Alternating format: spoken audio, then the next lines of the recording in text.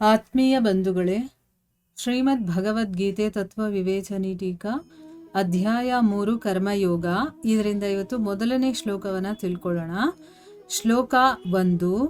ಅರ್ಜುನ ಉವಾಚ ಜ್ಯಾಯಸಿ ಚೇತ್ ಕರ್ಮಣಸ್ತೆ ಮತಾ ಬುದ್ಧಿರ್ ಜನಾರ್ದನ ತತ್ಕಿಂ ಕರ್ಮಣಿ ಘೋರೆ ಮಾಂ ನಿಯೋಜಯಸಿ ಕೇಶವ. ಅನುವಾದ.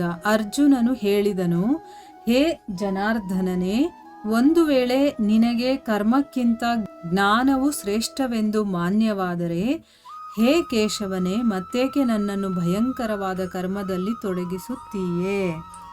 ಇದು ಶ್ಲೋಕ ಮತ್ತೆ ಅದರ ಅನುವಾದ.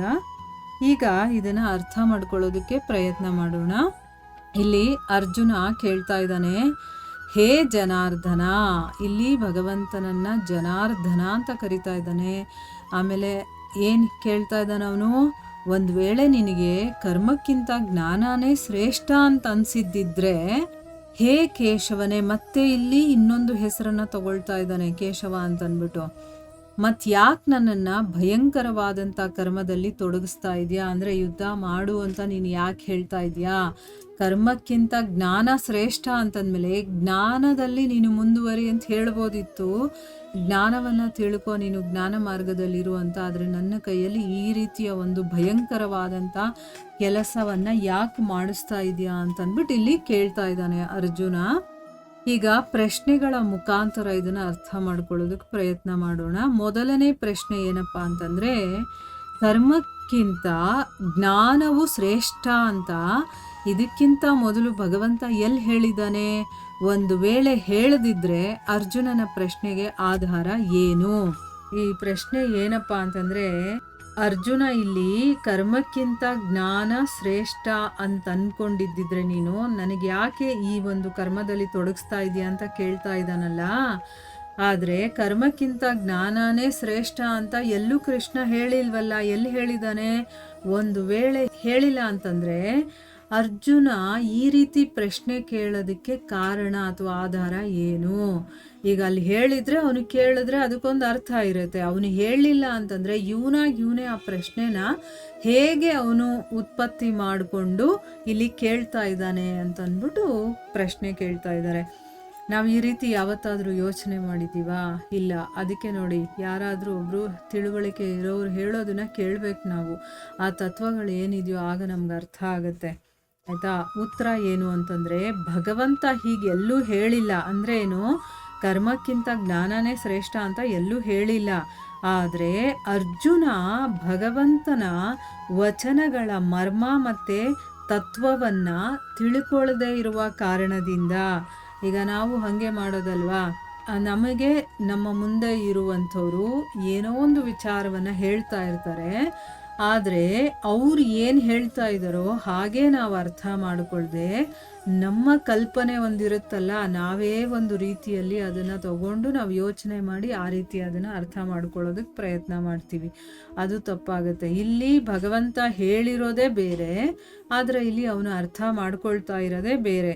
ಇಲ್ಲಿ ಭಗವಂತ ಹೇಳಿರುವಂಥ ವಚನಗಳ ಮರ್ಮ ಮತ್ತು ತತ್ವವನ್ನು ತಿಳ್ಕೊಳ್ಳದೇ ಇರುವ ಕಾರಣದಿಂದ ದೂರೇಣ ಹೆವರಂ ಕರ್ಮ ಬುದ್ಧಿಯೋಗ ಧನಂಜಯ ಅನ್ನೋದ್ರಿಂದ ಭಗವಂತ ಏನು ಹೇಳ್ತಾ ಇದ್ದಾನೆ ಅಂದರೆ ಏನು ಸಮಬುದ್ಧಿಯನ್ನು ಇಟ್ಕೊಂಡು ಕೆಲಸ ಮಾಡೋದಿದೆಯಲ್ಲ, ಅಂಥದ್ದರ ಬಗ್ಗೆ ಇಲ್ಲಿ ಹೇಳ್ತಾ ಇದ್ದಾನೆ.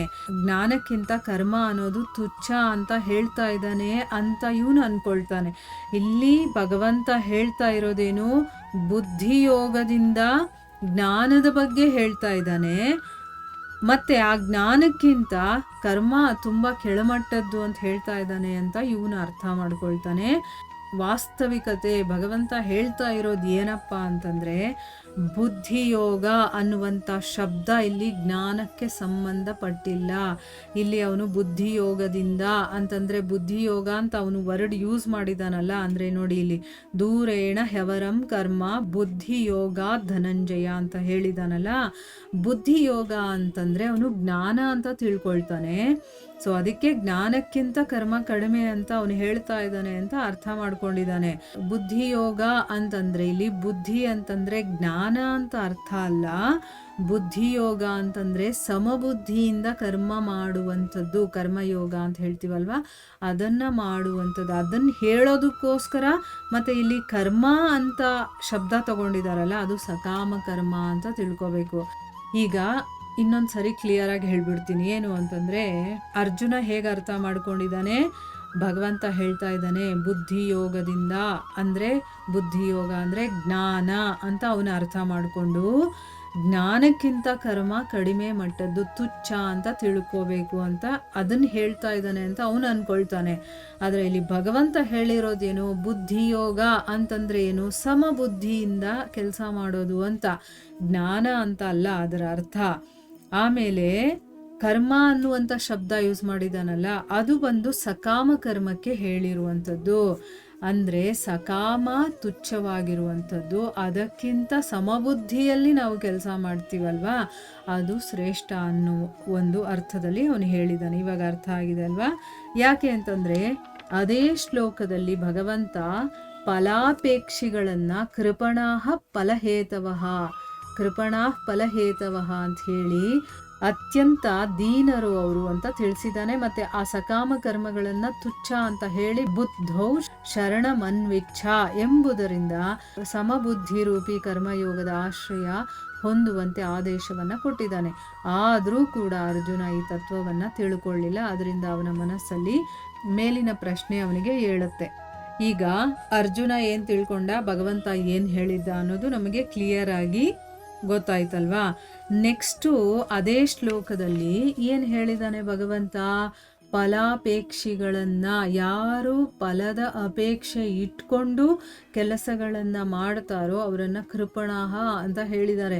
ಅಂದರೆ ಅವರು ಅತ್ಯಂತ ದೀನರು, ಏನು ಇಲ್ಲದೆ ಇರೋರು, ಗತಿ ಇಲ್ಲದೆ ಇರೋರು ಅಂತ ಹೇಳ್ತಾರಲ್ಲ ಅಂಥವರು. ಆ ಸಕಾಮ ಕರ್ಮವನ್ನು ತುಚ್ಛ ಅಂತಂದ್ಬಿಟ್ಟು ಹೇಳಿ, ಆ ಸಕಾಮ ಕರ್ಮಗಳು ಅಂದರೆ ಫಲಾಪೇಕ್ಷಿತ ಇಟ್ಕೊಂಡು ಏನೇ ಕೆಲಸ ಮಾಡಿದ್ರು ಕೂಡ ಅದು ತುಚ್ಛವಾಗಿರುವಂಥದ್ದು.